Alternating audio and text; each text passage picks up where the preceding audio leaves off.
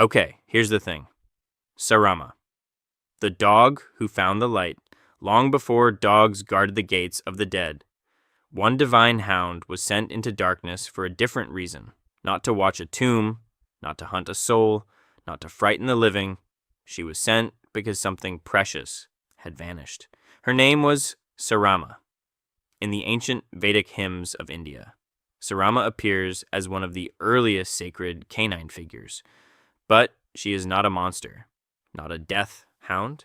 She is closer to a seeker, a being brave enough to follow a hidden trail where even the gods could not see clearly.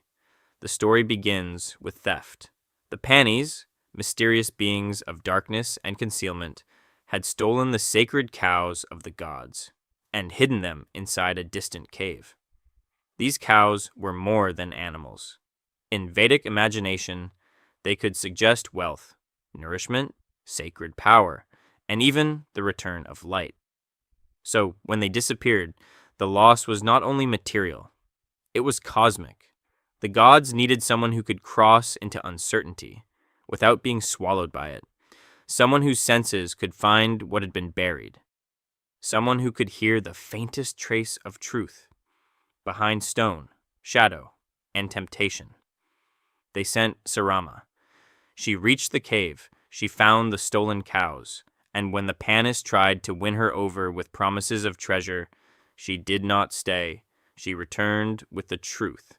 That is why Sarama matters. She was not the hound of death.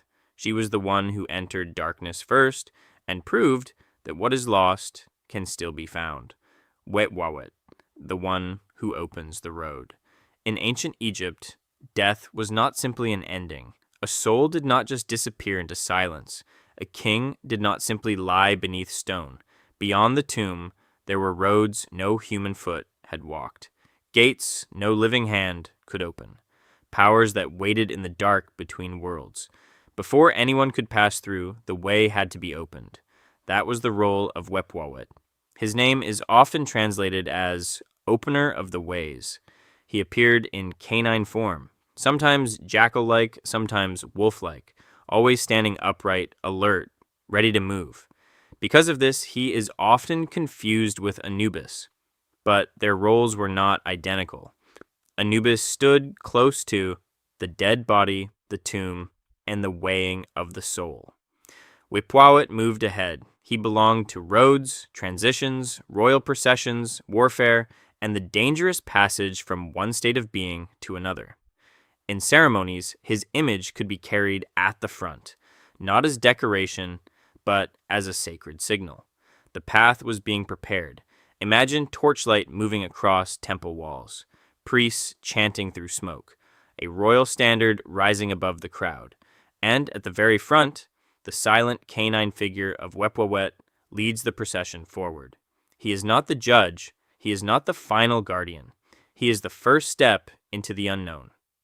For the living, for the king, and for the soul beyond death, Wepwawet represented one powerful idea. Even the darkest road becomes less terrifying when someone walks before you. Xolotl, the guide. Waiting in the dark, every sunset was a disappearance. To the Aztecs, the sun did not simply sink below the horizon and return by chance the next morning. Each night, it entered the hidden world beneath creation. It had to travel through darkness, through danger, and through death, before rising again. And on that road, even the sun needed a guide. That guide was Xolotl. Xolotl was one of the most unusual figures in Aztec belief. He was connected with dogs, lightning, fire, sickness, transformation, and the setting sun. He was also known as the twin of Quetzalcoatl, the feathered serpent. But while Quetzalcoatl often belonged to breath, creation, and life, Xolotl stood closer to thresholds.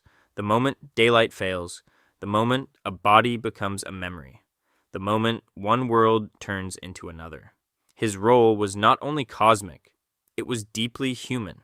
In Aztec funerary belief, many souls had to make a long and dangerous journey to Mictlan, the underworld. This journey was not instant. It was full of obstacles, and one of the most important was a river the dead could not cross alone. A dog had to help them. That detail changes everything.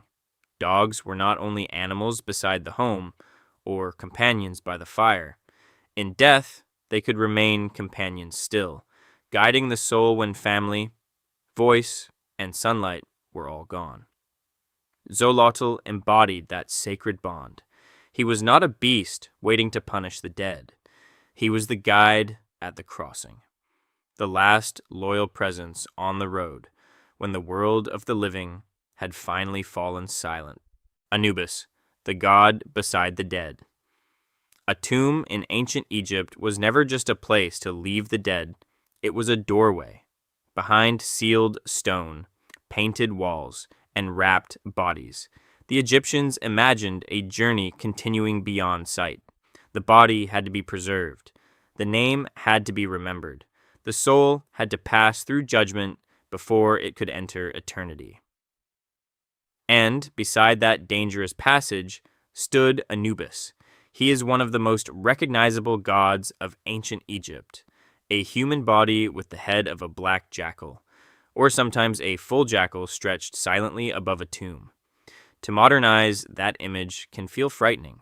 A black animal, a god of mummification, a figure waiting where life has ended.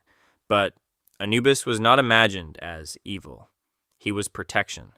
His black color could suggest death, but it also echoed the rich, dark soil left by the Nile floods, the same soil that made rebirth possible every year. So even his most shadowed form carried a promise. Death was not only decay, it could be transformation. Anubis watched over the preparation of the dead. Priests involved in mummification could wear his mask, not to create horror, but to act under divine protection. Then came the greater test. In the Hall of Judgment, the heart of the dead was weighed against the feather of Ma'at. Truth, balance, cosmic order. Anubis did not decide the final verdict, but he stood near the scales. He made sure the passage was guarded, the ritual was sacred, and the soul was not abandoned. At the edge of eternity, Yama's dogs, the four-eyed watchers, on the road to the dead. Someone is always watching. In the oldest Vedic hymns, that road belongs to Yama, the Lord of Death and ruler of the departed. But Yama does not stand alone. Beside him are two strange hounds, guardians, messengers, and watchers of the final path. They are described as four-eyed. That detail is small, but powerful. A normal dog already seems to know more than humans do. It hears movement before we hear it. It senses strangers before we see them. It follows trails that have disappeared from the human world. So, what does it mean for a death hound to have four eyes?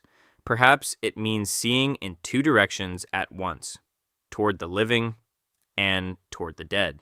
Yama's dogs are frightening, but not because they are evil. They do not invent death. They do not drag souls away out of cruelty. Their power is recognition. They know when a life is nearing its final crossing. In some later imagination, such hounds seem to move close to human beings, watching for those whose time has come. That image is unsettling, but it also comes from something familiar. Dogs guarded homes, dogs followed travelers, dogs noticed danger in the dark. Myth simply carried that loyalty to the last road. Yama's dogs stand where ordinary companionship becomes sacred vigilance, and when their gaze turns toward a soul, it does not mean the journey has been chosen by them. It means the road to Yama has opened. Kawan. And Nawun, the hunt from the otherworld. Sometimes death does not wait underground. Sometimes it rides across the hills. In Welsh mythology, people spoke of the Cŵn Annwn, the hounds of Anion. Anion was the otherworld, a place of spirits, mystery, and supernatural power. It was not always imagined as hell. In some stories, it could appear beautiful, distant, even wondrous. But it was never ordinary. It belonged beyond human roads. And from that hidden realm came the hounds. They were often described as pale or white with red ears, a striking image that feels both sacred and dangerous. White could suggest the supernatural. Red could suggest blood, death, or the mark of something not fully human. But the most disturbing thing was not their appearance. It was their sound. Their barking was said to behave against nature. When the hounds were far away, their cries sounded loud, but as they came closer, the sound grew softer. Imagine standing alone on a dark hillside. First, the barking rolls across the distance like thunder. Then it draws nearer. Your body waits for the noise to grow louder. Instead, it fades. Not because the hounds are leaving, because they are almost here. The Cŵn Annwn remind us of a darker possibility. The dead do not always need a road to reach their realm. Sometimes the Otherworld defines a road to us. Orthrus, the hound, before the prize. Not every mythic hound guards the dead. Some guard what the living are forbidden to take. In Greek mythology, before Heracles could claim the famous red cattle of Geryon, he had to pass a monster at the edge of the known world. That monster was Orthrus. Orthrus was usually imagined as a two-headed hound, born from the terrible pair Typhon and Echidna. That made him kin to some of the most feared creatures in Greek myth: Cerberus, the Hydra, and the Chimera. But Orthrus was not another underworld gatekeeper. His world was not the land of the dead. His place was a distant western island, beside the cattle of Geryon, a monstrous figure whose herd became the target of Heracles' 10th labor. That makes Orthrus different. He is the first violence before the prize, the warning placed before wealth, glory, and legend. When Heracles arrives, he has already traveled far beyond ordinary human limits. He is no longer moving through familiar Greece, but through a landscape of heat, distance, monsters, and impossible tasks. Then Orthrus attacks. The fight is brief. Heracles kills him and moves on to face Geryon. But Orthrus still matters, because his role is symbolic. He is not the final enemy. He is the threshold enemy. The creature that proves the prize is protected by blood. In myth, treasure is rarely unguarded. And before a hero can touch what the world has hidden, the teeth arrive first. Cerberus, the gate that breathes. The Greeks imagined death with an entrance, and at that entrance, something was alive. Cerberus was the hound of Hades, the underworld where the dead passed beyond the reach of sunlight. He is most often remembered as a three-headed dog, though some ancient descriptions make him even stranger, with serpents, a serpent's tail, or a body that feels less like an animal and more like a nightmare shaped into a guardian. But Cerberus was not chaos. He was order with teeth. His duty was simple. The dead could enter Hades, but they could not leave. The living world and the dead world had to remain separate. Souls were not meant to wander back into daylight. Grief was not meant to open the grave. That is what made Cerberus terrifying. Not because he hunted without reason, but because he protected a rule no one wanted to face. Death was a one-way road. The most famous exception came with Heracles. For his final labor, the hero was ordered to descend into the underworld and bring Cerberus back. No ordinary victory would be enough. Heracles had to face the guardian of death itself and survive without turning the underworld into ruin. For a brief moment, Cerberus left Hades. The Hound of the Dead saw the upper world, but he was returned, because even the strongest hero could only interrupt the boundary, not erase it. Cerberus remains at the gate, not as a wild monster, but as the living warning carved into Greek imagination. Some doors open only inward. Garmr, the howl before the end. Before Ragnarok begins, the world hears a warning. Not a trumpet, not thunder, not the clash of armies. A howl. In Norse mythology, Garmr is a terrifying hound linked with the realm of the dead. He is said to be bound near Gnipahellir, a cave connected to the road toward hell. Unlike Cerberus, he is not famous because of 3 heads or a monstrous body covered in serpents. Garmr is frightening because he is half hidden, a chained hound in the dark, waiting where the dead are near, silent until the world begins to break. That silence is important. Norse myth is full of powers that are not destroyed, only restrained. Fenrir is bound. Loki is bound. Certain disasters are delayed by chains, oaths, and fate itself. But delay is not victory. At Ragnarok, the final doom of the gods, the boundaries of the world begin to collapse. The dead rise, the old order fails, the gods move toward the battle they always knew was coming. And from Jenipaheller, Garmr howls. His cry is more than the sound of an animal. It is the alarm that tells creation its final hour has arrived. In the last battle, Garmr is said to face Tyr, the god associated with war, law, and sacrifice. Their fight ends with both of them dead. Garmr does not cause the end alone. He announces it. He is the sound that comes before the chain breaks, before the gods fall, before the sky itself is swallowed by fire. Fenrir, the wolf who breaks fate. Garmr is the warning. Fenrir is what the warning was about. In Norse mythology, Fenrir is not truly a dog. He is a giant wolf, but he belongs to the same ancient fear of sacred canines. Jaws at the boundary. Instinct larger than civilization. An animal shape carrying divine disaster. He was the child of Loki and the giantess Angrboda. From the beginning, the gods feared him, not because he had already destroyed anything, but because prophecy said he would. Fenrir was destined to become one of the great forces of Ragnarok, the final collapse of the gods' world. At first, they kept him close. Then he grew, too fast, too strong, too impossible to ignore. The gods tried to bind him with chains. Fenrir broke them. They tried again with stronger chains. He broke those too.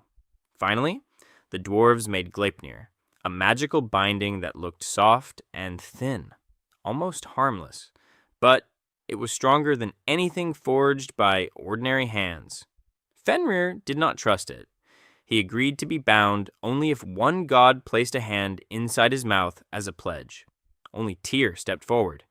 When Fenrir realized he had been tricked, he bit off Tyr's hand.